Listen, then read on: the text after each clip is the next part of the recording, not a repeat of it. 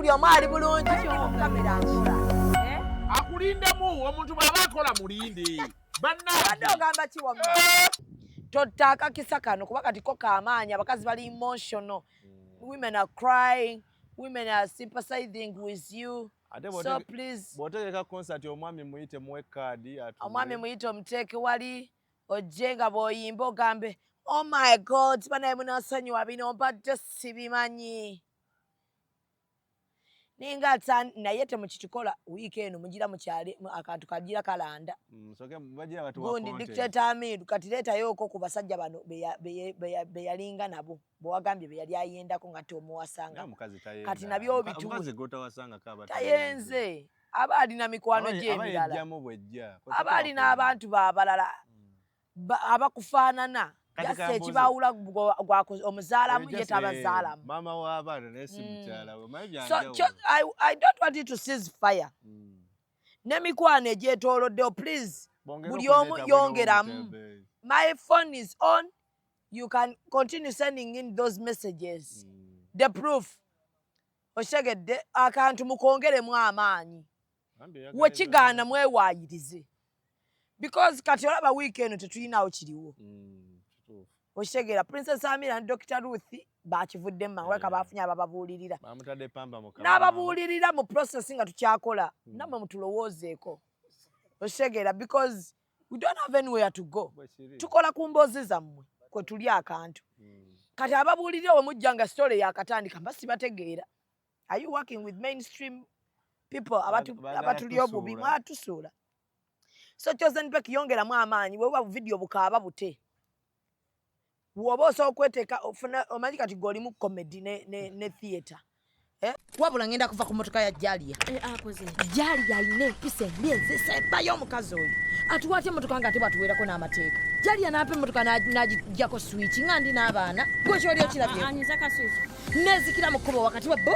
Buli kato kamanyi. Akakanyigira ddala ne ka stopping nga yingirite. Lwaki ngamba nakusasudde? Lwaki ompimira obudde? Naye ate kati gwe weereetedde ebizibu. Lwaki okozesa motoka ya Jali? Ate nina omulala ayinza okupa emmotoka. Tobamanyi abalina emmotoka ez'akabi. Laba ono genda mu ba Alika Rentals balina emmotoka eza luxury ez'akabi eza buli mutindo gw'omanyi nga swaga lyereere. Balina Jeep, balina BMW, balina Audi, buli mmotoka gy'omanyi ey'ebbeeyi bazirina ate ku miwendo gyawansi. Sawa sonde za Jalia nso ofune emmotoka. Osobolera ddala nga tofunye na bizibu n'abo bantu. Mukwano mponye Jalia. Alika Rentals basangibwa ku 309 Slade Street, Drogheda, Boston, Massachusetts. Bakubireko ku 978-852-27-98. Alika Rentals. Rent, explore, experience.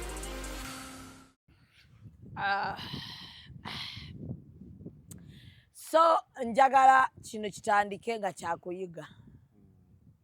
Na warning eri abantu mwenna babeera ku kamera yange. Singa nziramu nendaba ennyindo yange nga nnene okusinziira ku bwe ngimanyi, sigenda kuddamu kukola. Kamera erikaka. Ekyo nkibabuulira. Kambuze ekibuuzo kimu. Kamera erimu akapeesa akafunza. Ekyo nkibabuulidde. Kuba nina ensonga lwaki nkyogedde. Oyagala bakake kamera efunze ennyindo yo. Ennyindo yange bagigejje mu video z'abalanga ennyindo yange eba ntono. Nkubye ebifaananyi bukyanga mbeerawo neekuba ebifaananyi. Naaludde okulaba ennyindo yange ennene nga bwe nagirabye nga omwana oyo ankubye ebifaananyi nagiyiba. Oba gye weekubira ebifaananyi. Nankuba ebifaananyi ennyindo n'agisitamyamu. Oba gye weekubira ebifaananyi ennyindo bagikwatamu. Tebagikwatamu, that is my nose. Nze jjukira ndimo obu half caste. Tosobola kumpa nnyindo ng'esintamye bw'etyo. Najibu mbadde nkusaba osigale ng'onyweredde ku mazima. Ennyindo n'ogisitamya namu wooti. Bwe tuli bantu basiraamu tetukkirizibwa kulimbalimba. Nedda bannange, nedda. Buli muntu awe munne ekitiibwa. Buli muntu awe munne ekitiibwa. Nawe Katonda muwe ekitiibwa ennyindo gireke erabike nga bwe. Ennyindo yange si bw'eti bw'eri. Like seriously, buli muntu awe munne ekitiibwa. Wamma abali ku executive media. Totawaana eno kamera enjolonga bujolonzi. Wamma abali ku executive media njagala okubabuuzaako nti muli mutya, kansubire mwasuze bulungi, olunaku lwa Sunday tubeerawo wano eno, njagala mbabuuzeeko nti muli mutya.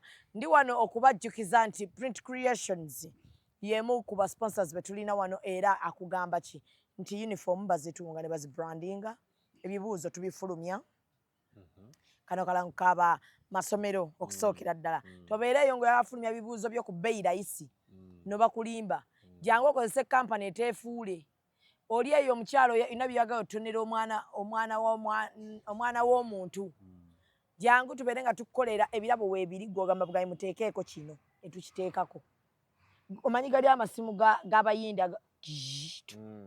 gali tugalina ez'okudeiringa siza abayindi simu zadda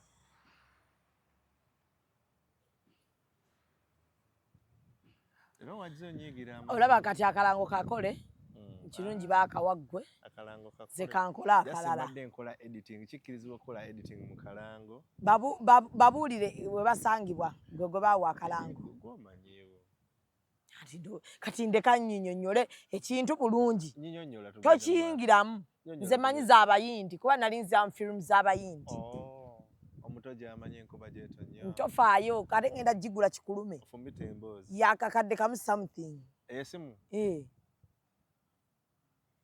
njagala bantereko wali erinnya lyange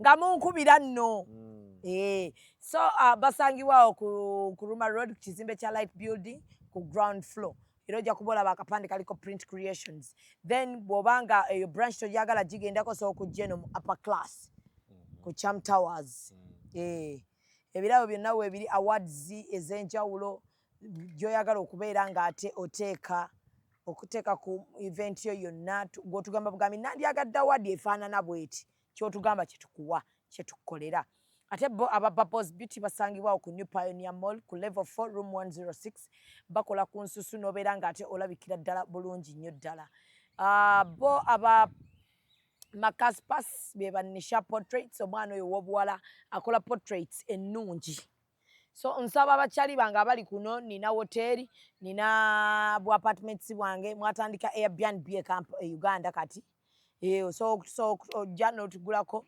portraits ezo ne tukusalirako n'oteeka mu room ko ennaku zino bu studio room ndaba bungi n'oteekamu ka portrait kwegamba omuntu asasudde Airbnb n'atuukamu ng'alaba ate n'abannayuganda bali wano nabaagadde nadde abasajja abenzi kati nabo bapangisa bu Airbnb abagaggamu bali buli mu $15 batandikira 18 bayinamu bu $2 kati otwala muntu mu kadola akantu akadola 15 bayinamu $48 $5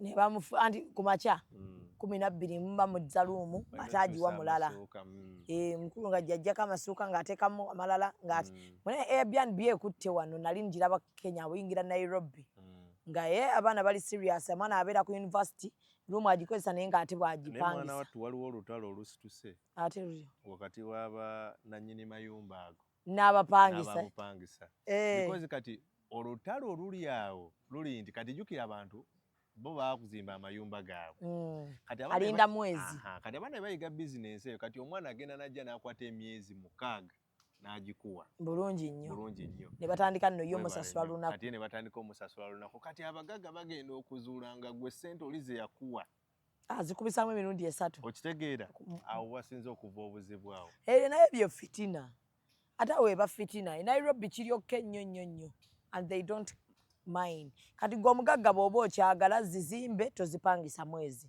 teekamu buli kimu ziteekeyo ku Airbnb olaba oba onoosa okiyingira kati kankubuulire si buli kimu nti abantu abo bagenda kiyingiramu anti olaba obutaagaliza omuntu aba nabo mulimu abantu abantu omanyi wano tuyina ekintu nti abantu batandika ekintu kyabwe bano balaba nga oli atandise okifunamu ate banyiiga buki banyiiga bunyiizi okitegeera wandivudde ku mwana wa kamera saagala nkuba ebifaananyi bye naye nesibyeko abinkuba kati saa zino ankuba ekifaananyi kyaki olwedde nina otulo eriko akapeesa akakyuse ajjeyo ng'ennyindo yange yonna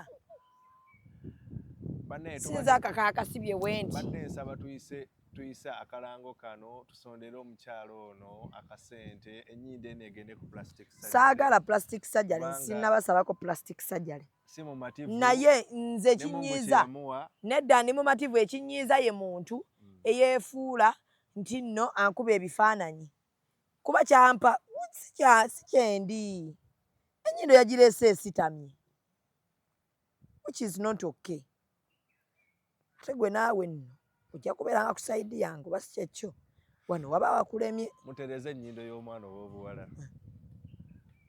Mutereze ennyindo y'omwana ow'obuwala. Ndine white collar era white collar mu mbeera y'emu. Mbadde nsaba leero otugambire ku mikwano gy'ababba baffe, mikwano gyaffe, buli muntu amanye w'olina okukoma ku relationship ya munnammwe, ya mukwano gwammwe. Emikwano girina kukomawa mu bufumbo, muffe abatannaba kwewasa, kw'ossa ne famire. Ekituufu bandikomye kuba ndaba kati amaka agasatuse. Famire, mikwano. Simaffe omukazi tetwamwagala. Mikwano gyo gwe naawe emiwala giri eri we gigamba naye nze omusajja oyo ndaba byakola tebyetaagisa oba singa yerekeramu ak'obusajja gwe nno olumu nekulya tebikulya but your friends basobola okuleeta ekintu ky'obadde gwe towabudde ne bakikuleetera kiwa obudde osobole okwawukana n'omuntu wo. So mikwano gyaffe gikomewa dirwe nina okuba ne namba ya mukwano namba ya bba wa mukwano gwange.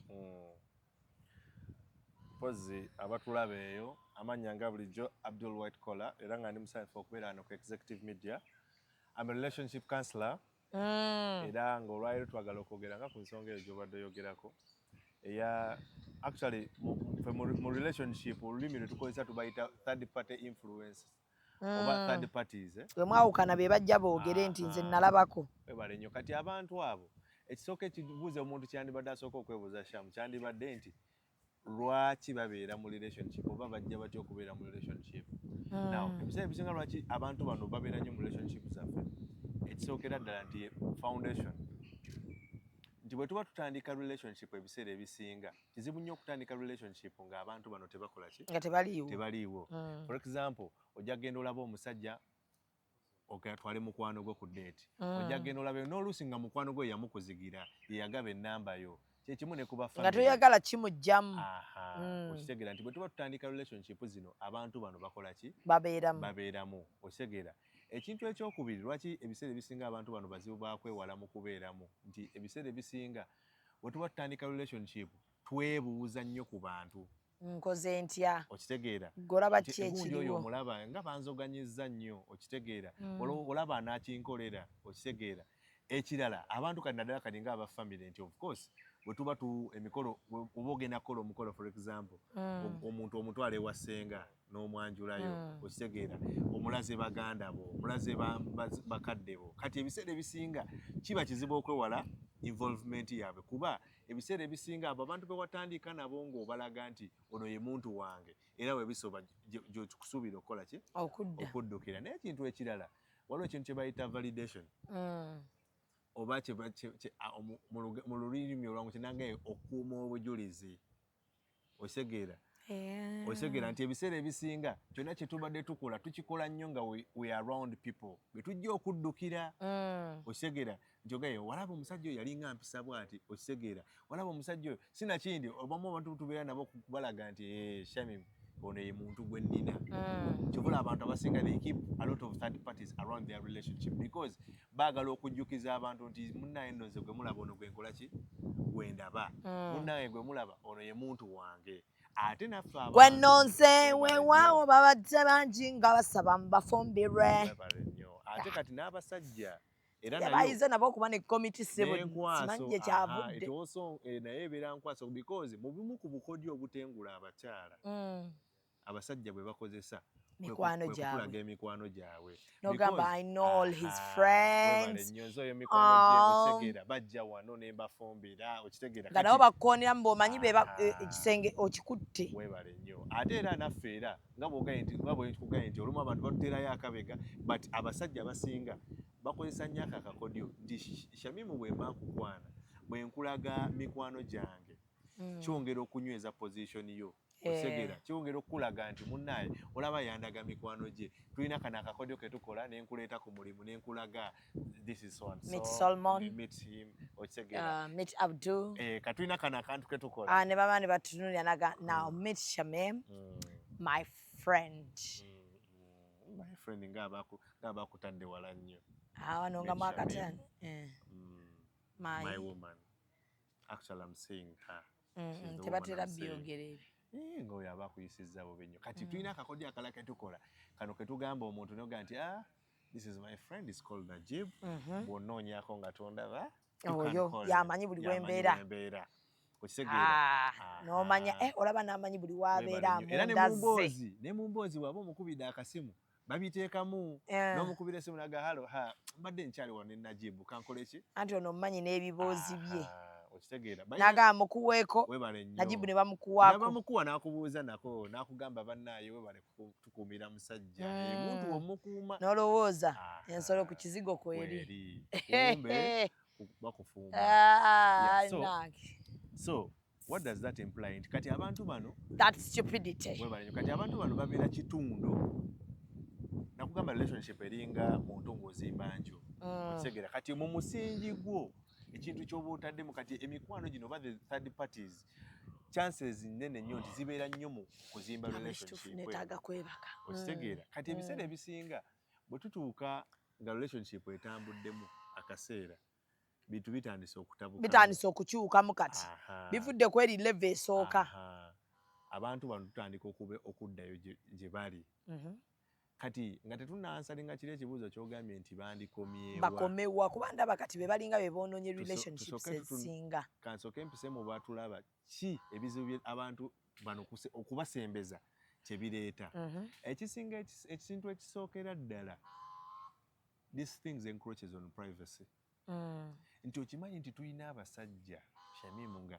bagenda ne ku level etuuka okunnyonnyola ebibeera mu bisenge byabwe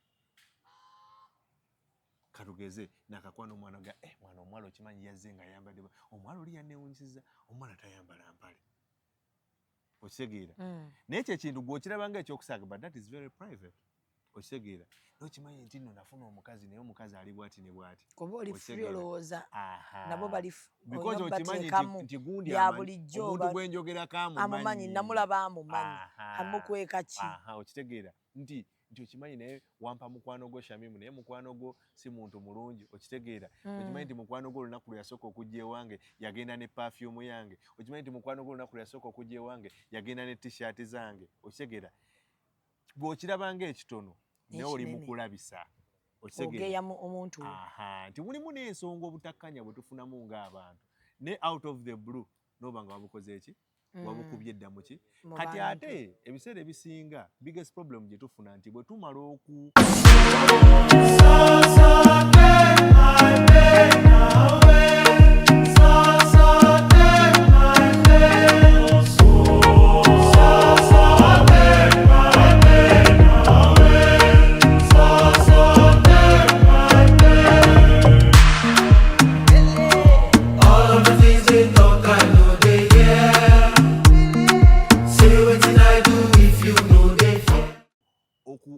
okuwaayiriza abantu kino ekintu bakyerabira nnyo era nkigamba nnyo abantu before exposing your partner obunafu bwa partner wo eri omuntu olina okumanya ekintu kimu nti abantu b'ogenda okugamba leero nti omukazi wange mwenzi mukazi wange ayogera nnyo abo b'osiigira ekifaananyi ekibi ku muntu wo oba ku musajja wo oba ku mukazi wo bwe munaamala okutereera n'omuntu oyo kyamukisa minti ogenda bafuna ate kuddamu bakola ki bannyonnyola naye kitegeeza ogenda sigala ng'osigadde obasigira kiri ekifaananyi era nga basigala bagamba mukyala wo naali bw'ati actually that is the biggest mistake era nkigamba nnyo n'abantu abaloopaloopa nnyo tulina abano abantu nga kimu bibiri yaloopedde ew'abazadde kimu bibiri abakubidde nti olina ekifaananyi ekibi ky'osiiga ku patanawo ate bazadde bakyawa ddala ate bakyawa naye kati ekisinga okubeera kinti mwe munaamala okulikonsayiringa togenda kuddeyo bagamba ate kati omuntu oli yaterera kati bagenda kusigala bamulabira mu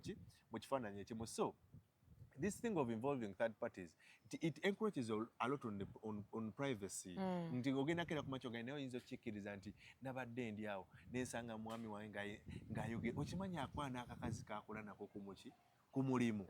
Osege now that is omusajja wayinzo kuwanga abantu bade bamuwe ekitiibwa. Osegere naye ne batandika omulaba nga sajja ekyo kiraba kale kino omukazi afaayo kino omukazi akyagala n'ekyenzi. So nga ate ensonga wandibadde ogikola ki ogikwata bulungi. Ekizibu ekirala nti waliwo ekintu kye bayita misinformation.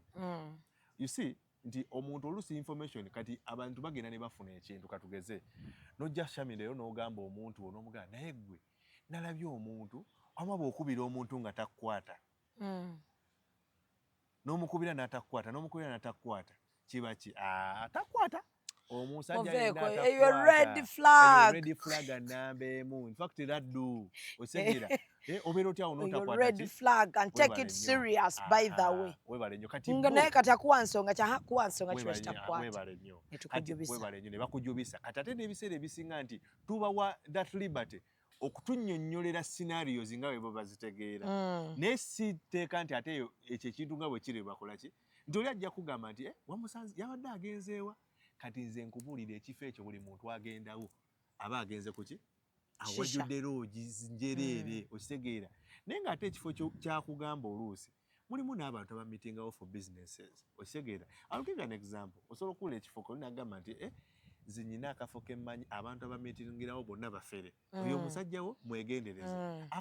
Akola ku NASA. Abantu b'oku NASA baliba. Omanyi tulina ebifo ebyo byetu abantu bye baspecify nze mbaga nti kati ekifo abakola ku NASA mwegendereza. Oyo mwegendereze okitegeera. Obufere. Webale nnyo. Kati nze mulimu mikwano gyange abamu bemmanyi nga ye kasita omugamba nti omusajja akola ku bondi ez'emmotoka. Ate abantu aba bondi nabo babbi nnyo. Ayo kati gwe bebasi ate katamanya obufere businga ku bondi. Oyagamba oyo bwaba wa bondi oyinza n'okusanga n'emmotoka gy'alina siiye. Era tezitera kuba zaabwe anti kujjukira bazitunda babbi nnyo. Abasajja ba bondi bafere nnyo. Kati owulidde kati nga bw'oyogedde nti kati gwe kuwama bafere nnyo bafeze nnyo mikwano gyange. Kati gwe kumanya kafaananyi Shami kati olina mukwano gwo yakulaze olulenzi lwe yafunye luhamuza lwe yafunye lujjooni lwe okitegeera akugambe naye mwana okimanya oluvubuka lukola wali ku ki ku bondi ku Alika Rentals okutuuka ekiseera n'ogamba abo abaana ba bondi abo alina emmotoka gw'ekyolina omumanya ajja kulage ku kaddi ye emmotoka eyinza okuba sinayiye. Agenda kukuwa mmotoka buli saa babeera abo ng'azivuga mu bwagizaayo gyavuga gy'atunda. That kind of misinformation creates bias. Okitegeera nti omuntu atuuka ekiseera n'atandika okulaba omuntu nga bwe bamugamba so singa bw'alina okweyeeyisa. Okitegeera kati oluusi ebiseera ebisinga ekyo nti it creates bias nti omuntu atuuka ekiseera naga kale bino bangamba dde abantu ayogera oseka mu mutima andijjuka badde bakubriefinze dda nti abasajja ba bondi babbi kati ayogera bw'oseka bagamba ajja kufunayo nja kukuwayo akamotoka akasooka entunde zino ze nninawo ndabe n'ogamba mu mutima tulina baganda baffe abakola ate bw'amala obbikugamba era ng'obagamba nenga bwe mwaŋŋambye kimanyi agambye agenda kumpaayo akamotoka abagamba agikuwa ne kaadi. Ate tulina ne baganda baffe abakola mu gundi mu zino zi tours and travel companies.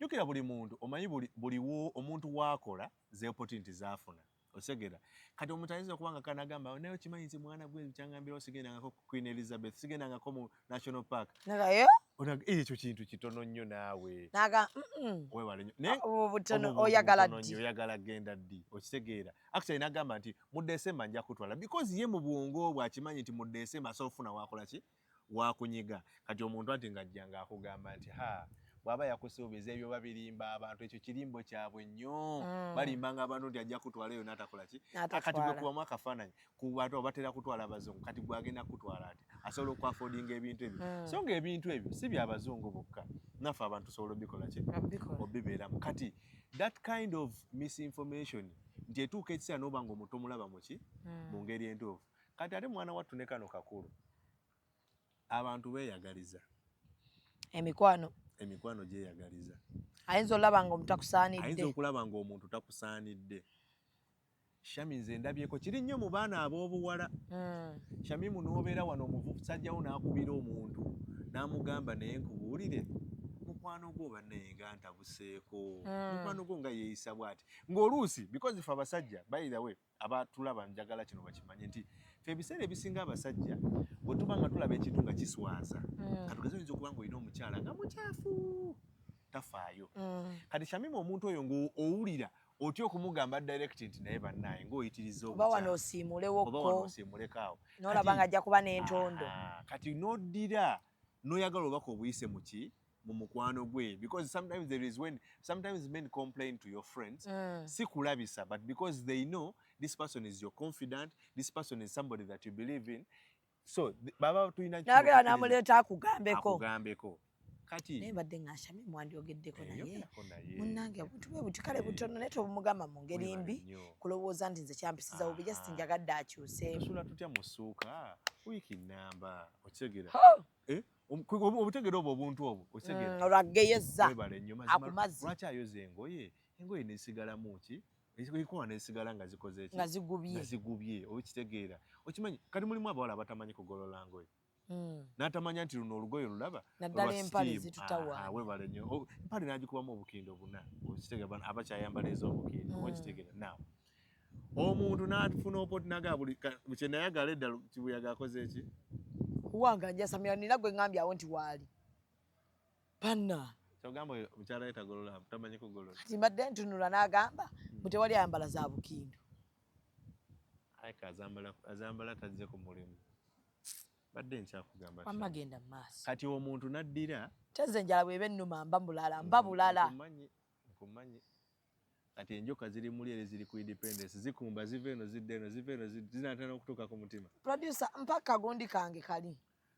so omusamange ke yandeetedde nyomya njagala kubikkako ku mumwa mbadde nkyakugamba Shami kati mu mbeera eno omuntu n'atandika okukutuka ekikeeka ng'akizza ku sayidi ye atya omuntu n'atandika nze nno oyo omuwala namulabirawo nga tojja mmusobola oyo omuwala nga alina empisembi omuwala nga tafugika omuwala oyo omulaba alina enjogera embi kati nga buli kintu nebwe yandibadde ng'aluŋŋamya nga yeeyagaliza n'atandika okwogera ebintu byonna byakola nga mu butuufu muntu naayinza okulowooza koolidde kakkosa tekakkosa nkujjukiza ekintu kino so mu mbeera eyo obuntu eri ewaffe tubukozesa bw'obeera nga you're not fine so enjala kagisa ku hold no I wasn't feeling the breath and the air the atmosphere wasn't okay for me so manyi buno obuntu tubutumya yewaffe eri gyengeri gyemba siriiyo butumya babutona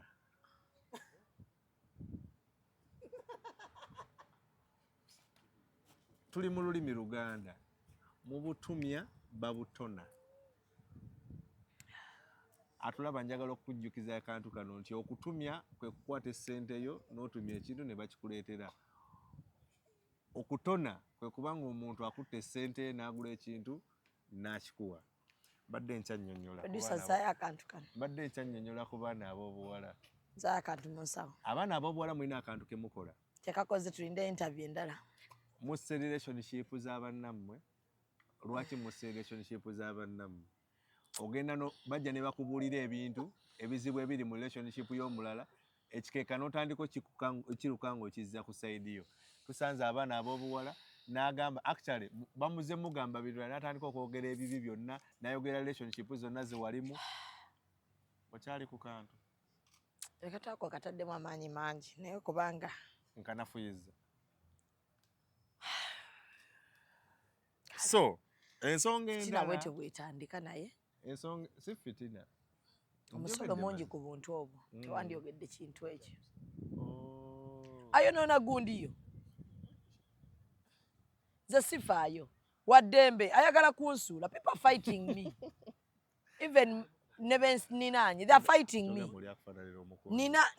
nina ebintu bingi byenfunye mu bulamu but people cannot appreciate them ntumya ebintu ebyenjawulo ng'ebyo be bana bankolako AI Bruce akedde kumpereza mbu namwogeddeko simanya yaddukana simanya nakola biki n'abimpereza naye nagenze okwesinze nabyogedde mbuli addukana simanya yanyo akaddaga naddukana nnyo nga tasiba yalina pampa ffe twagigula naye abantu nalabye akedde bumpereza mbu nze nabyogedde. Where did I say all those things? Bwe wagula buguzi pampa sina na kye nayogedde. That is AI. They want to separate me with Bruce. Pampa etuuka Bruce ze bayita pampa kapale ez'abantu omukalifo ez'abantu abakulu. But simanyi bantu gye mwakijje. So Bruce kiri gy'oli okulaba nga abantu batwawula n'okitwala oba okumanya nti kati AI akolera ddala. Bw'otyo bw'okoze osazeewo wayirize AI. Ate wabadde wandabeko nga nkyogera. Kati naawe otandiseeko fitina. Those are small things that someone can buy.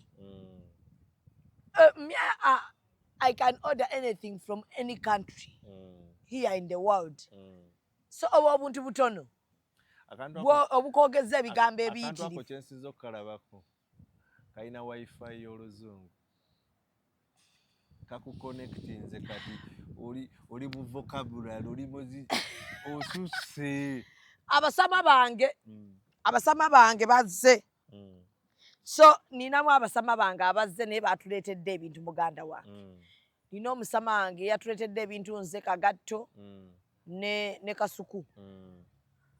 Naye batuleetedde ebintu kati nze bandeetedde ebintu bingi nnyo okusinga kuba Kasuku ne Kagatto. People have loved me so much. Era njagala okwebaza abagagga bange. So abagagga bange mbeebaza n'abanjagala mbeebaza kuba bandeetedde ebintu ebyebbeeyi. So ku Monday ngenda kubeera wano nga nywera mu bboto emu ku ze bandeetedde. Otegedde ekintu ekyo. Ngenda giwa Print Creations agenda say Executive Media, please spare me my name. Egendagendako linnya lyange eri bboto ya bbeeyi. Executive Media kigambo kya bbeeyi. Ate Executive Media ebyayo babikola ne babituwa, but eno bboto ya bbeeyi. Bandeetedde ebintu bingi tofeera na fitina abantu ejja bannyonnyola nabo babeere n'ebizibu. Kati gwe kaba naatera kukugoba ekyo kyoba omanya baba tannakuwa. Buli mukozi alina gwe weebuze lwaki tolina. And they have started recruiting new presenters. Omanyi nabadde sikimanyi. Omanyi nze mbadde presenter wano ku Executive Media. Mwenna nze mba hostinga.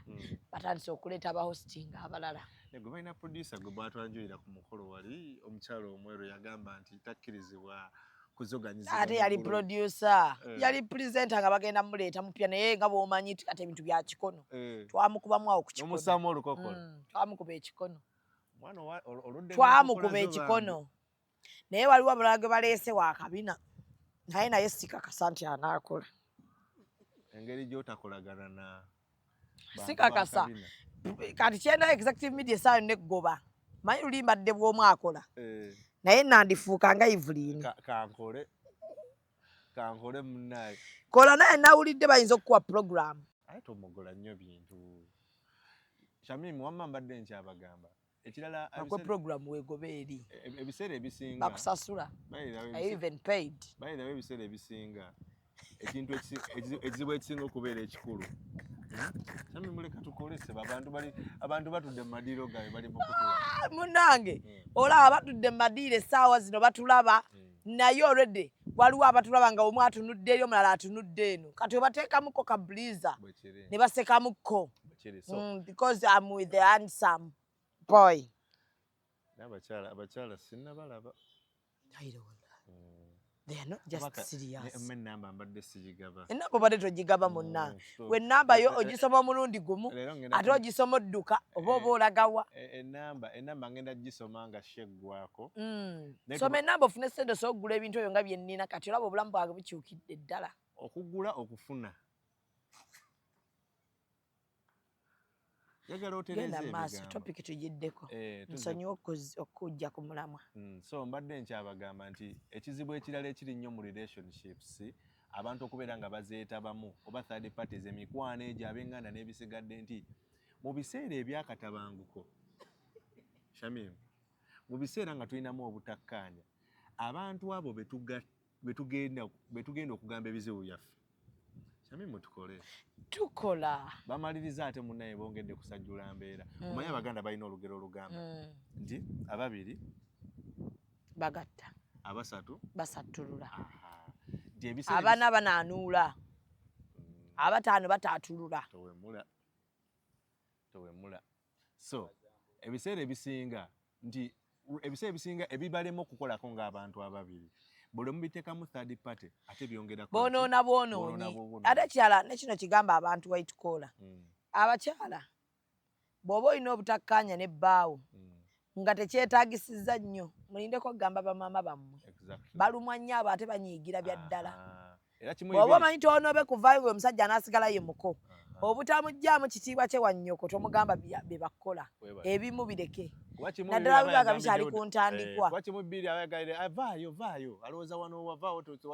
nedda oyinza n'omugamba n'akugamba gezaako olabe naye maama nekimusigala ku mutima n'agamba omuvubuka oyo n'akola bw'ati omwana wange kati gwe omukajja nga mwabimaliriza yakutwala nadda n'akwetondera ajja obbuuza ku maama naye maama oli otya maama n'amuddamu bulungi munaye tuli bulungi nga mu mutima oluvaawo ng'agamba bano batooba abali omusajja oyo yantama naye lwakuba lwa mwana wange nti akyaliyo naye yantama kyokka gwe wasonyiwa dda bbaawe anti kyekiki naggambye nti nga tonnapapa kugamba abantu bibi bye muntu byakuyisaamu olina okumanya sibamukko nti mumuyinza okumala ne mutereeza naye ng'erinnya eri walikola ki wali onoona dda kati ebiseera ebisinga bano abantu ate mu kifo ky'okugatta bagattulula basattulula okitegeera nti ebiseera ebisinga enjawulo eriwa okugattulula n'osattulula ndi musajja muganda kale otudde na mukyoli oli mukyala muganda ne katikkira akumanyi naye oyinza okuba oluganda tolumanyi amanyi nnyo nti bankubira nako okuva mu ofiisi ya katikkiro ne baŋŋamba watch your things keep pushing tusiima katikkiro wa Buganda so mbadde nkyakugamba nti mweyo embeera nti kati ogenda ne wesanga nti ebizibu ebisinga abantu bye tukyalinga ne bana abantu mu kifo ky'okubituyambako ate bongera bikola ki binaanuula bigaziya akantu songa akandibadde akatono ne bakafuula katabbu kwa buli omu abaawo opiniyoni ye ate ebiseera ebisinga abantu bafuna sides ate na emotions tusala emisango na emotions mukwano gwange n'amukola ekyo kale omusajja yantama webale nnyo nti kati njagala kubemu akafaananyi nti letri tubale tuyina eno ensonga y'omukyala Chosenbeki njagala ogyogereko kati nalabye aiso waliwo ali manager oba nakati akyali owa Chosenbeki ebigambo byayogedde wabiwulidde omusajja atasasula fees abadde ng'akuba biki kati nze njaga okubemu akafaananyi nti tumulimufe abantu abadde tebamanyi nti omukulu tasasula fees naye kati jjukira omuntu ali close because we believe nti enkolagana ya Ronnie Mark as a manager wa Chosen bamanyiganye nnyo era amanyi information gyatuwa tulowooza nti eri authentic kati wabulabye engeri gye yabadde akubamu omwami okyegera kuba sijjaga nti teyamulekedde mugongo webale nnyo naye abadde akulaga nti omusajja wa bulijjo bano bakaddeyideyi ye ate tasiima nga byonna byayogera alaga abadde muntu amu-exploitinga kati n'ayongerako ne kali njaga oli musajja ng'ojjukira akagambo katuganda mutukuba beeti yakoogedde kyoli tayagalangako Chozeni yalaba ttaale n'amanya ono somuyimukirako ate omusajja bye yeegaanye kati gweteebereza gwekubamu akafaananyi singa abantu bano badde bali mu reconciliation process bwe baba nga ate kati omusajja oli avuddeyo ng'ali ku saidi yo n'ayogera ebyo nange ejjukira ne Amiro yavuddeyo naye n'akola n'ayogera n'Amiro naye yabadde ne saidi nga naye waliyo abavaayo era nga nabo boogera bagamba omukazi abantu abanditudde Shami ne mu reconciling nga mugamba tukyogereko nga ffe babiri oba tukita tukite tulabe bwe tukitwala naye ne public lwe tuliyagala public okumanya olaba Kenzo ndowooza ne Rema bwe baakikola because you see relationships kambabulire I want people to understand the relationships are never a walk in the park. Relationship teri relationship ebeera ku museetu teriyo because ate teribaayo omuntu okukkiriza okubeera nga ogenda kubeera n'omuntu guwasanga obukulu wallahi olaba n'abantu abemanya nga mwoyo guni twakula tuzanya naye kakebe era muyomba era mutuuka ne muyomba olaba muganda wo gw'okuze naye bwe mubanga mutudde muganda we mubanga mutudde naye nga temukwatagana naye omuntu ono gw'osanze obukulu mutandika osula mwembi mukkaanye omumanyiire enzisa omumanyiire byakola amanyire byayogera omugumiikirize egyo gyonna emibi mulimu abasajja omanye nti muntu mulimu abasajja batanabira dda ate nga mubutanabaawe bawunya musajja mukulu naye anaabaka abazibu mulimu abasajja abateekuuta bulungi webale nnyo osege kati mu ebyo ebintu nga basigazekko abatalina nanjogera akawoowo mu kamwa nga buli lwayogera aboggola osege mulimu abasajja nga n'okulya obuli kizibu okulya atya ng'aliira ddala ebitiisa alya nga muvubuka bano abakyabeera singo omusajja alya emmere nnyingi kati kankubuulire mulimu omusajja ng'asobola okukuba akasowaani akasooka n'alya akokubiri ewa naye gwe naale esowaani esooka n'alya n'eyokubiri nga tukyali naye mu nju nga bafumba waliwo abasajja nga bafumba akamere ate nze mba nafumbirwa vampaya n'agweyawo kaafukiro k'akawunga ako n'akamyula mulimu abasajja sebo nga alina n'akabakuli akali special ke bamuteeramu enva ze kuba bakimanyi bw'atandika okukoza akoleza ddala ate n'akola ati waliwo abasajja be nali nako bajulira enkoko n'agamba enkoko ewedde muntamu tuno tuki jeje emize gye nkugamba olwokuba akimanyi nti enkoko esukka ebifu 8 walaba nga bw'omuwako ekisambe kyokka aba alya bw'ati nga bw'abalabala mu famire gy'alina eka n'abalabalamu alidde maama alidde bali abate ekisambi bakigabanyizaamu n'agamba omugongo guliwa enva ziweddemu musigaddemu ekyomugongo mukimpe tegunkola bubi wadde mugamba abamena kalagaga tuwadde mugamba tegubeerako nnyama neze mugumpe nja nno gye njagalira ddala ensembe ezitali za nnyama ezo mu nkoko zenja babatega olusingosingo amuwa ekifi n'amuteeramu olusingo anti bw'oba wasaba nnyama y'amagumba n'amuteeramu olusingosingo kigongo okuli kigongo si kwekuba entwingiri kwekubeera entwingiri bangambye entwingiri eyo gy'olaba neetyuninga obwongo etya ezza amagezi bw'oba nga obadde otandise okusirwa gikozese so tandika ogirya anti omanyiiro mwolwo oluwalaata kati noonyiiza ebyaddala kati entwingiri tuvudde kutya entwingiri ate kati n'ekiwalaata bikwataganirawo wamma njagala okukijjukiza abantu tolina kiwalaata bulijjo kijja naye tekinnatuuka bakukamera okole guno omulimu gwaliwo wali olonda guno ayagala nnyini okunaye okuwa endowooza ye byetwogera naye Shamimu tukole wamma so nga bwe mbadde nkyabannyonnyola nti ebiseera ebisinga influence y'abantu bano eno ab'emikwano kati etuleeta oluusi ensonga esinga ku affectinga side ki esinga ku affectinga nnyo etiimu yaffe ey'abakyala yesinga obubi oba eyammwe esinga ku affectinga nnyo bakyala lwa nsonga bbiri one mu abakyala lwaki ojjukira nali nkugamba nti mutuuza nnyo bu third party committees anti ffe tubanze nali simanyi nti n'abasajja muzirina anti kati bakyala ebiseera ebisinga Katonda yakola abakyala nga baagala nnyo okusiikinga sympathy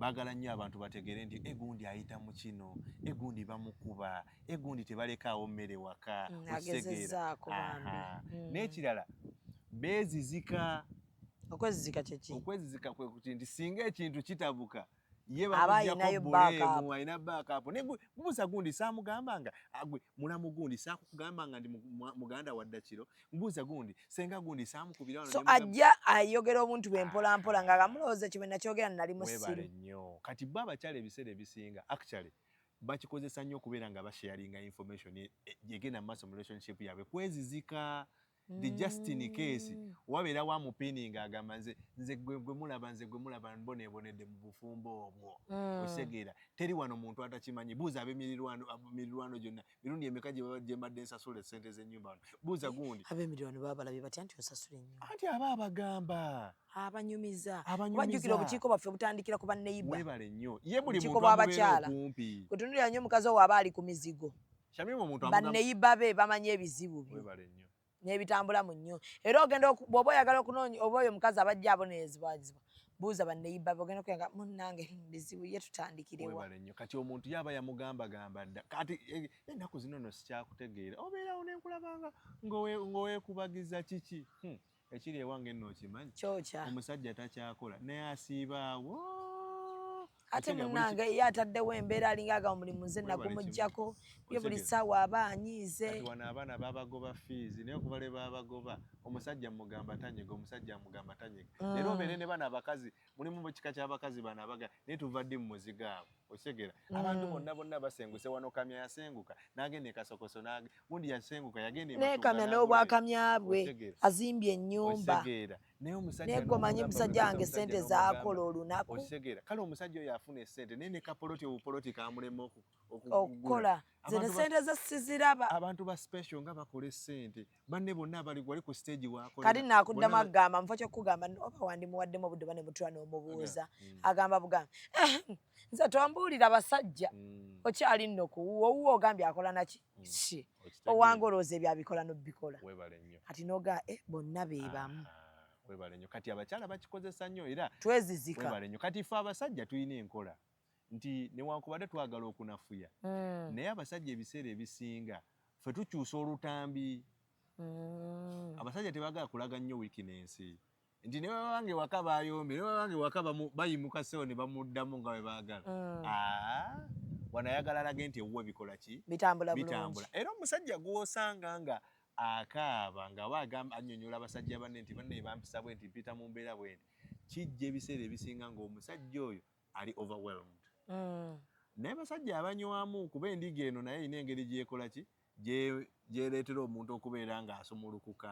okitegera mpozi n'abasajja abatera ero nnyo okwogera ennyo bye basajja nga naye abantu bawangaliramu bakola ekintu kyekimu nti bwe tuba nga tugeze nti omanyi bagamba birds of the same feathers flock together nti bwe tubeera nga sako gy'olimu be bantu aboogera ku bakyala baabwe naawe ogenda nawe sometimes otuuka n'obeera ng'ofiringa ng'olaba kya bulijjo naye mmwe muyinza okukikkiriza omukazi sebo twabadde awo n'aŋŋamba nti omwaka guweddeko simutwalangako ku vacation yaŋŋambye omutwale ku vacation n'agamba atandise olwakamanyiiro atandise akamanyi gwe nno okyali awo ze waliwo eyaŋŋamba nti enju yeewaabwe ekaddiye baagala kusiiga langi naye abadde ayagala ekyo nze mba nkyekwata nkikole kati ne mutandika okugamba buli omu n'atandika n'olaba nga kituufu kiri nnomo okuba ng'onyumya ku muntu wo kubanga booli nabo kati obeesiga nabo boogedde ebyabwe naye n'otandika okukola ki okwogera ebibyo weebale nnyo naye ng'ate tebatamanyi nti when you're doing that you exposing obunafu obuliwa obuliewo actually kino njagala kigamba abasajja bonna abali eyo nti bw'oba nga tonatandika kwetottolako oyogere ku obunafu obuli mu njuuyo oba obuli ewakaawo gwe manya gwe muto gw'amakaago gwe olivunaanyizibwa okuluŋŋamya ewakaawo wabeere ng'ebintu bitambula bulungi bwe lwoyagalaga obunafu bwe n'otandika okwogera ku bizibu ebiri ewakaawo kitegeeza tokoze mulimu oba otandise okwonoona oba okitegeeza kati ate n'ekintu ekirala kyembadde era sekikonyeeko ekizibu ekitera okubeerawo naddala mu bano abantu ebiseera ebisinga abantu bano bawaga abantu okwawukana abamu baagala kukusanyusa tebagamba mazima matuufu kyomuntu ajja kutuuka ekyaga oyo omusajja singa wamuleka dda akuzizza nnyo n'emabega actually nze ne bw'oba oyagala kubeerako shamimu wange myezi ebiri uyu musajja nja kubeererawo oba okitegeera kati mweyo embeera n'omuntu ne bwandibadde nga abadde ayinamu ye agamba ninamu second thought about leaving your home they'll be like naye already ne bwe muviira wano gundi yaŋŋamba dda ajja kukola ki ajja kunsuza kansitula ebintu byange mbitwala ewa gundi weebale nnyo oba okitegeera kati mweyo embeera oluusi ensonga bazereveetinga n'ekintu ekitabadde kizibu ne bakifuula ekizibu ate kino nkikubuulira abantu balina okukimanya kino nti ebizibu ebisinga ebifuluma ku bantu ne bagamba nti famire yegundi bali bwe bati gundi kati nga babadde bagamba ku mukyalo oli nti yakola obwenzi n'ebisigadde ebintu ebyo abantu ababiriikinga abantu ababifulumya mu public baba mikwano gyabwe I'll give you an example twali waneno nga twebuuza nze nakubugamba example naye nkugamba amazima kkiriza gaana gw'olowooza omuntu eyafulumya information ku shiba nti yali ani n'omuntu eyata akatambi kaako yali ani era these are people that are close. Yes. Okitegeera ate n'abantu kyenjagala bategeere Shamimu si buli muntu nti atwagaliza. Bulungi nnyo. There are people nga otambulira mu birooto bye. There are people nti wafuna omusajja gwe yali yaayayaanira. Okitegeera some of these people are not happy. Okitegeera kati bwe twesanga nga tudiiringa n'abantu abali mu ttuluba eryo it becomes very hard okubeera nga okwasaganya ekintu kyo. Okitegeera ate n'ebiseera ebisinga nti nga bwe nakugambye nti ebizibu bya relationship bikomawo. Okitegeera kino kiba kyakavaawo kino ne kijja. N'ofuna ekirala. Olina kuyiga ngeri gy'oyinza bihandolingamu nakugeginga n'ogamba kino kinzijjako kino tekinzijjako. Bwekiba tekinzijjako seetaaga na muntu yenna akimanya I can handle it myself. Mulimu ebizibu nze ndaba bye tusobola okwemalira white collar naye ne tubiwaata abantu ate ne kigaziwa ekyandibadde tekigaziwa. Ate omulimu gwaffe wano we gujjiramu. I'll give you an example. Nti ekibuuzo kye twatandise nakyo wagambye nti emikwano oba zino third parties oba bano abantu abatuliraanye bandibadde bakomawo ku relationship zaffe. Now nga bwe nkikulaze wali eri mu ntandikwa nti mulimu ebizibu ebitutomera nga bitwetaagisa mu butuufu okubaako ne gwe twogerako naye. Now abakyala bangi kiri nnyo mu bakyala nti batuuka ekiseera nga ennaku nnyingi ajabsorbinze ekimala they want to share with someone. Now they end up sharing it with the wrong people. Okitegeera naye ffe wano we tujjiramu. Okitegeera the reason why relationship counselors and therapists exist nti first of all you're going to talk to someone atakumanyi. You're going to talk to someone atagenda kujajinga. Kati ate ffe tuyina client privilege eyo gye tubeera nayo nti bagiyita patient doctor privilege nti bwe mba njogera ne therapist wange bye twogedde siina biwulira wantu walala. Ayina okukuuma ekyama kyange. Nti bannayo omusajja yandeka naye omusajja yandeka lwakino mbadde nsanga obuzibu buno togenda kukisanga walala. Nti kati abantu ekyo kye basinga okwerabira nti there are people that they are professionally trained to talk to people about these issues. Waliwo abantu nga bo beewa that mantle okuwuliriza ebizibu byo. Nti nze Shamimu nsobola okwogera n'omuntu ku ssimu okumala eddakiika 3 nga mpuliriza buwuliriza because gwe mulimu gwange such that nsengeka ebigambo ebituufu ebyomugamba nga siina bayasi. Okitegeera nti ffe kati nze nsobola okujja negamba okusinza byonna byoyogedde omwami wo talina buzibu gweolina obuzibu gwoba weetereza ekimukubirawo nkikugamba because omulimu gwange gwakuyamba ovuunuka ekizibu kyokola ki kyolina. Naye kati Shamimu ogenda onnyonnyole muganda wo akutegeerenga muganda we eyo gaye madi omanye ekiriwo gundi ankoze bwati ne bwati kati yakunnyonnyole kuba aprotectinga mutowe aprotectinga muganda we aleme kugamba bizibu byo aleme kugamba nti bannaye naye engeri gyoyogera n'omusajja oyo ki mbi. Nakuwa example oli negamba mulimu abakazi abakubira omusajja n'amugamba kati ssebo era olinda tukujjukize nti abaana balina okuddayo ku ssomero. Okitegeera obambalye okitegeera kali akantu kewagamba nti abaana be walese wane eno olowooza bagenda tubawe obutwa anti walesewo mmere tubawe obutwa anti bwalayisi. Abaana tebasoma batubaweeyo kati batandika okuba obutayimbwa. Luno 10 walesewo munnaye mbadde nteesa tugulemu toilet paper bagende bugenzi manju. Okitegeera ekintu ekyo kati omusajja kaze njogera kati yakyuka kati omusajja n'abeereyo n'abirowoozamu nga n'ekyemisana tannakirya naye simu emusookeddeko emugambye munnange bagule toilet paper. Era n'omusajja oyo ategeera bw'ova ewaka nga omanyi toleseewo kameeza nnyonnyola agaye bannaye kikyaganyemu kangende mu kibuga ndabe. Andi kati kankubule nakugamba nti ebiseera ebisinga naye ffe engeri gye tutaba mmandwa tunayogerera ku mutwe gwo tutegeere nti oba olinamu oba tolinaamu. Complacency y'abakyala abamu ate tebakkiriza ku lizoninga bwe bati nti mulimu omuntu ng'era wamugambye naye era nakkubira essimu n'ayisawo byayagala okuyisaawo. Nakati tonnazifuna oba tuba tuge osange lumu nga bonna batuge oziike owone pressure eno nayo. Asobola n'okugaba kano nti waliwo booda gy'olaba okumpi awo nti eweeri badde nsaba ogitumye ekime bano nange nzire ewaffe obaleeta eyo balyeko eyo leero. Ekitegeere kwegamba omuntu abantu bakoona omukazi asobola okukyojja. Okitegeera n'otuuka ekiseera n'owulira nga tubikola ki tobitegeera. Kati mweyo embeera Shamimu nti abakyala bayige let us learn to use the right people. Ku kiri ky'obadde oyogera nti how often do we need abantu bano okubeera mu relationship yaffe abantu balina okumanya nti people cannot hurt what they don't know. People cannot hurt what they don't know. Bwe manya nti gy'okoma okuinvolving a lot of third parties into your relationship bagenda kukusalirawo bagenda kukuvuga balina olukusa lwonna.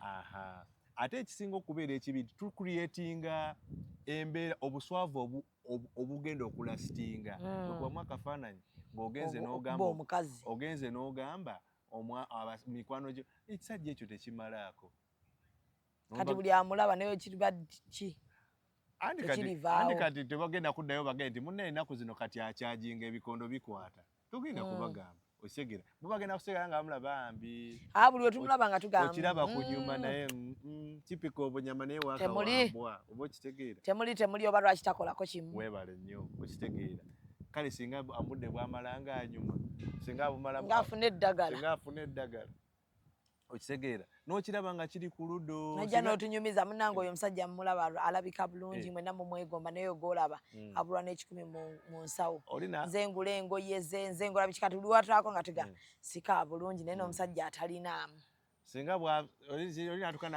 bwanyuma bwazigula singa bwanyuma bwabeera kadomola ogenda olaba oba onyumya ne bakyali ba mukazi wo munyumyanyumyawo otaddewo ekisisa n'ogaa naye kati gwe liita gwe Gareta anagayi kati gwe naawe nno singa kugamba nti oyinamu akigamba akijja ku mutima so tuweewaze nnyo third parties okubeera involved mu buli nsonga mu relationship zaffe because waliwo woyinza okuyingiza mu third party nga kisusse obuntu obutonotono obuntu obutonotono ate era nze sikkiriza because mulimu ebintu nga binene nga kisusse kati ng'omusikazi either akubibwa omusajja akukinya psychologically bully kati osobola okujja n'oweebuuza ku muno n'omuganda bannange mulaba ndudde nga nsirise naye gayi ngaali bully omuntu talekaawo ssente za mmere otegeera mulimu ebintu ebyo byogamba let me involve my friends let me talk to a friend about this naye mulimu obwo obutonotono obwe ate n'ekirala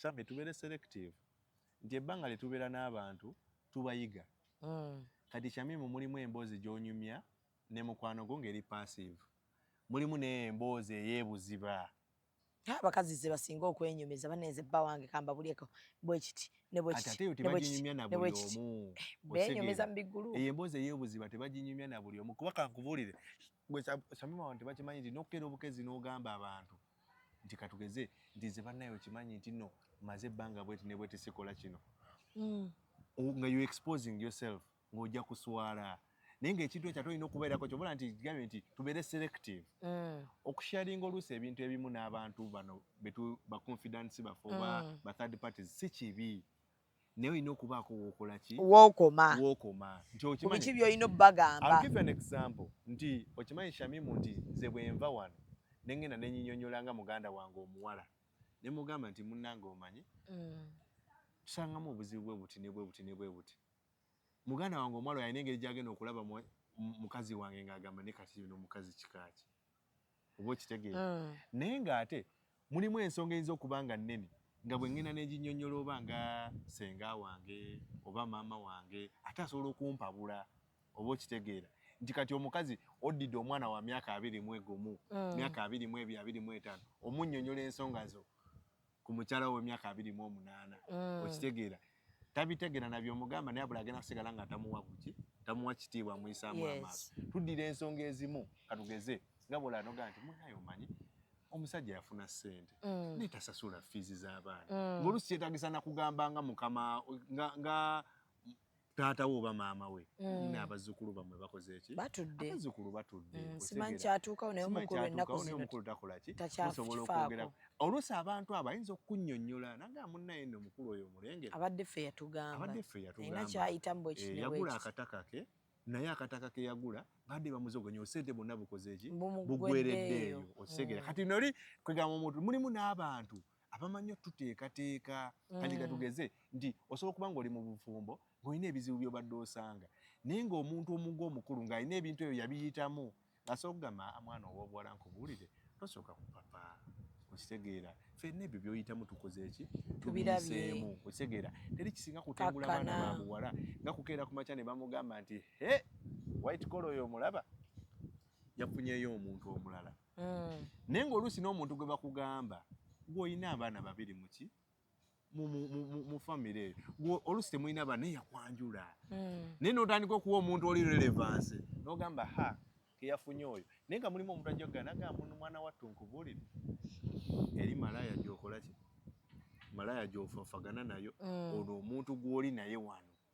yakwanjula ewammwe tuula tuulo kiwa obudde ajja kumala atereere osege sinakindi nga wafuna na information because waliyo abatereera ate era waliyo abatatereera naye ebiseera ebisinga kisinza ku ngeri gye muhandolinga ki ensonga so White Collar bw'atandika okunnyonnyola batajja kumaliriza naddala singa akwata ku mbeera z'omukwano tuba tuli bakusirwa wana it is a Sunday we have to go home and sleep ezampesa omulimu ku TV kubeerawo nnyonnyole ku mukwano kubawuliriza bulaba naye abantu abawuliriza abantu abali mulaavu bannange omanyi mulina omulimu munene nnyo so baddaye katubeerekereze naye gwali eyo nga olina bukyoyitamu weetaaga omutinawo okwogerako naye ng'abantu bonna bakuli okumito beesiga kina famire emikwano gy'oli nagyo ogamba ebyama bye babitwala you can look for White Collar akuwe session enamba y'essimu eri 0757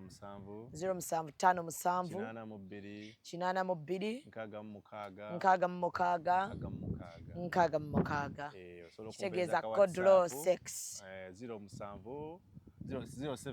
075 ndowooza oyo bw'otamattama mu luzungu watutte netiwaka y'oluzungu 0757 ye namba 826666 bakubireko abeetaaga okubudaabudibwa mu buli mbeera osobola n'okunoonyaako ku platforms zange nkozesa Abdul White Collar osobola n'okuntega ku Galaxy n'ondabako era mbeera nnyonnyola ku mukwano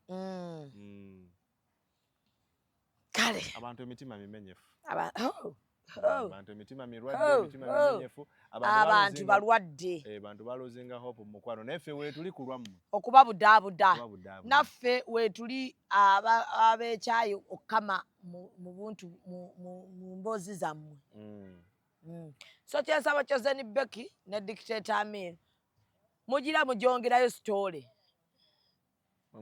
temugivaako kati kuba kati tewaliwo kitambula so please be considerate mumanye naffe tuli bantu mugira muntu wa content kati princess ani Chosen Becky leetayo bundi bwono Chosen Becky audio Chosen Becky mbadde nkusaba otegeka ekivvulu mu kavuyo kano era kyalipo abaana ab'obuwala bajje bakuwagira abamenyesa emitima abazadde ne babalekawo oluyimba kati lutambula nimba ddo lutambula oluyimba lutambula kati ategeke ne ta posta abantu bajja kuwagira tottaaka kisa kano kuba kati ko kaamaanyi abakazi bali emotional women are crying women are sympathizing with you so please bw'otegeka concert omwami muyite muwe kaadi omwami muyite omuteeke wali ojje nga bw'oyimba ogambe oh my god banaye munasonyiwa bino mbadde sibimanyi ninga naye temukitukola wiiki eno mugira mukyali akantu kagira kalanda gundi Dictator Amir kati leetayoko ku basajja bano be yalinga nabo bwewagambye be yali ayendako nga tomuwasanga kati nabyo tayenze aba alina mikwano gy'emirala aba alina abantu baabalala abakufaanana jase ekibawula omuzaalamu ye tabazaalamu mama w'abaana naye si mukyala we so I don't want you to cease fire n'emikwano egyetooloddewo please buli omu yongeramu my phone is on you can continue sending in those messages the proof oshegedde akantu mukongeremu amaanyi wekigaana mwewaayirize because kati olaba wiiki eno tetulinawo kiriwo oshegera Princess Amira ne Dr. Ruth bakivudde maweka bafunye abababuulirira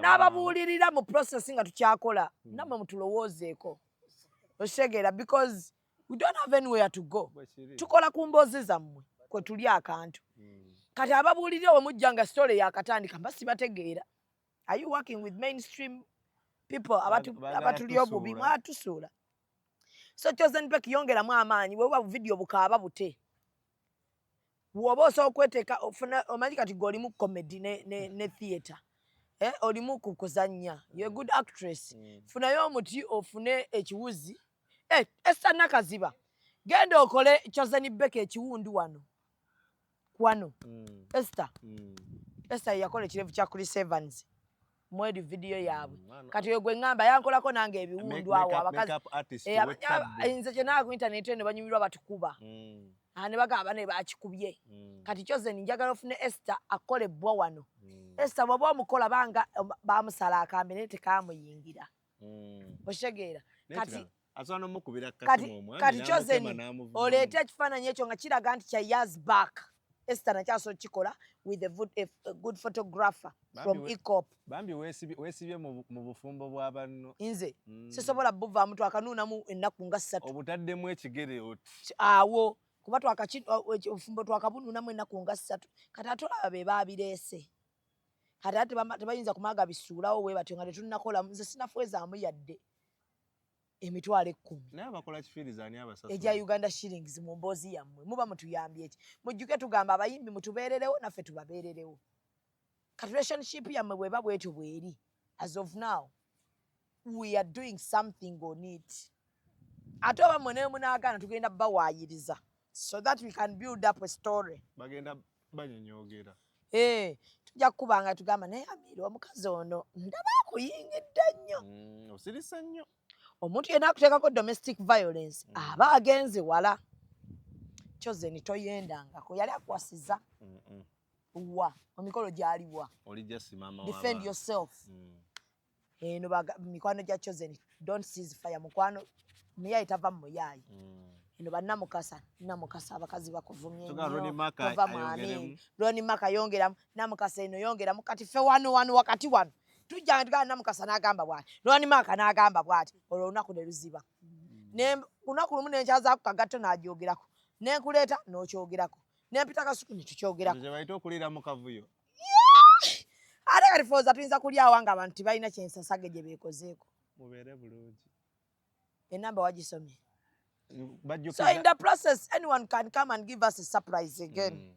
Bajjukiza ayagala bobo if you have need for a relationship counselor osobola okunnonyako ku namba 07 57 82 66. Musibe bulungi. Abdul White Collar gemanya gange. Musibe bulungi mwedaba. Executive Media. Focus, innovate, succeed.